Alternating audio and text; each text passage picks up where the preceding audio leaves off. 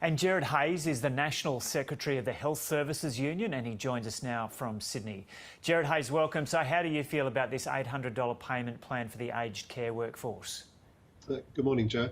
Look, I just can't believe that they would do this. Like the disrespect shown to the aged care workers, as well as the residents in aged care and their families, it's just amazing. In 2018, there was an Aged Care Royal Commission. We saw all the issues within aged care ventilated there. We've gone on then to see 2 years of those issues exemplified through the pandemic. This union has put forward a 25% wage increase to attract and retain people in aged care, and the government comes up with a cheap trick like this. And I think it's only going to exacerbate people leaving aged care because up to $400, which could be $200 or $150, is not going to keep people working in the industry.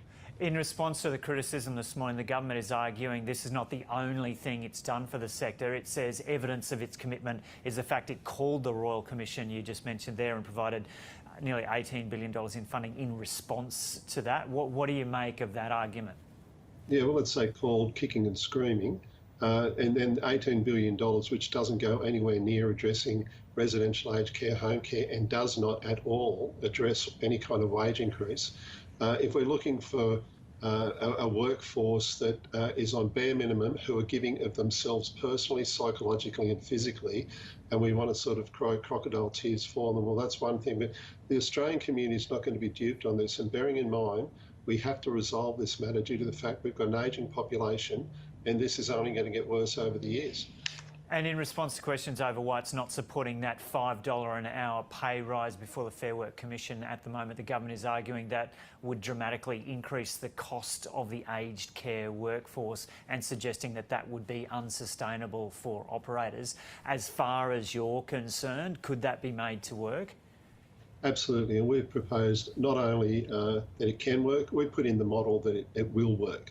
But I just think this just shows contempt. Let's put this very clearly in perspective. So they're saying it's okay for the vast majority of women working in aged care to have superannuation balances of $18,000 who are on $21, $22 an hour, working 2 to 3 jobs to make sure that they can try to make ends meet.